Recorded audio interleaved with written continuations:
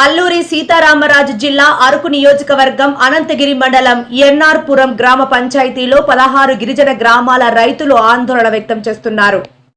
1975లో సుమారు 500 కుటుంబాలకు ప్రభుత్వం ఇచ్చిన డి పట్టాల భూములను ప్రస్తుతం ఫారెస్ట్ అధికారులు అడవి భూమిగా పేర్కొంటూ అభ్యంతరాలు వ్యక్తం చేస్తున్నారని గ్రామస్తులు చెబుతున్నారు.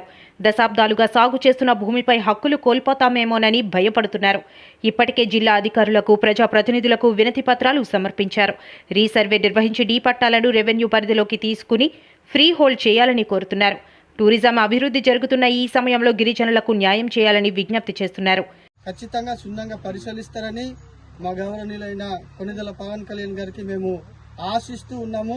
మా గిరిజన సమస్యల మీద మీరు మాట్లాడుతున్నారు, దాన్ని చాలా సమస్యలు తీరుస్తున్నారు కనుక మరి పట్టాలు మరి ఎందు విషయంగా మరి ఇప్పటి వరకు 20 సంవత్సరాలు అయిన తర్వాత ఆ పట్టాలను ఆటోమేటిక్గా జరాయితీ పట్టాలు ఇవ్వాలని మరి ప్రభుత్వం వాళ్ళే చెప్తున్నారు. కానీ మాకైతే ఇప్పటికొచ్చి మరి 1975లో మాకు డీపాం పట్టాలు ఇచ్చారు. ఇప్పటికొచ్చి మాకు జరాయితీ పట్టాలుగా మాకు చేసి ఇవ్వలేదు.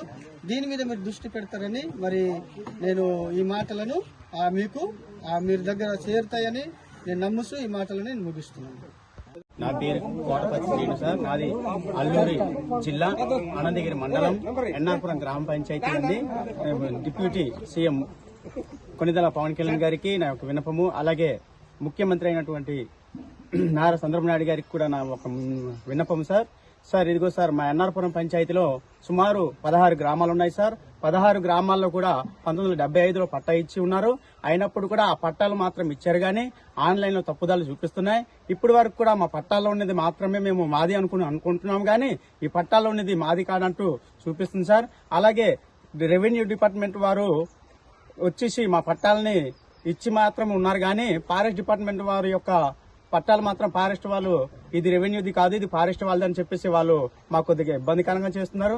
కాబట్టి శాఖ మంత్రి వారు మా యొక్క అడవి శాఖ మంత్రి వర్యులు మా యొక్క అడవి శాఖ డిపార్ట్మెంట్ వారిని పంపించి ఈ యొక్క ప్రాబ్లమ్ని మీరు సాల్వ్ చేయిస్తారని నమ్ముతున్నాను సార్. అలాగే ఇప్పుడు ఇచ్చినటువంటి నా యొక్క విన్నపం ఏంటంటే, మా ప్రాంతంలో అయితే భూమిలో అయితే ఇచ్చి ఉన్నారు కానీ అది మా రైతులకి సరైన భూమి కాదని అనుకుంటున్నామండి. ఎందుకంటే ఒక ప్రాంతంలో నివసం ఉంటే ఇంకో ప్రాంతం వాళ్ళు సర్వే నంబర్ చూపిస్తుంది సార్. అలాగే ఇటువంటి ఇబ్బందులు లేకుండా ఉండాలంటే మీరు యొక్క బృందాన్ని గవర్నమెంట్ అధికారి వారి రెవెన్యూ డిపార్ట్మెంట్ వారిని అలాగే ఫారెస్ట్ డిపార్ట్మెంట్ వారిని మీరు పంపించి రీసర్వే చేసి మా యొక్క రైతుల్ని మీరు ఆదుకుంటారని చెప్పేసి నేను అడుగుతున్నానండి. అలాగే సార్, మా యొక్క పంచాయతీకి పరిధి గ్రామాల్లో కాస్త గవర్నమెంట్ ల్యాండ్ ఎక్కడుంది, మా రైతుల ల్యాండ్ ఎక్కడుంది, అలాగే సరిహద్దులతో కొలిపించి మా యొక్క ప్రాబ్లం మీరు క్లియర్ కట్ గా మా యొక్క సమస్యని మీరు క్లియర్ చేసి మీరు చేయిస్తారని చెప్పేసి నేను అనుకుంటాను సార్. అలాగే మా పంచాయతీ పరిధిలో గ్రామకంఠం కాస్త ఉంది సార్. అయితే కొంతమంది గ్రామకంఠం ఉందంటున్నారు కానీ ఆ గ్రామకంఠం ఎక్కడ ఉందని చూపించట్లేదండి. అలాగే మా యొక్క రైతులకు ఇచ్చిన భూమి 1975లో పట్టాలు అయితే ఇచ్చున్నారు.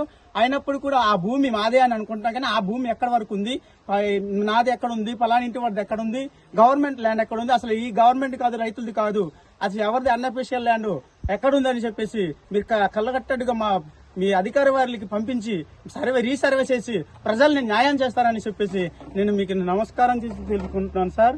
ధన్యవాదాలు.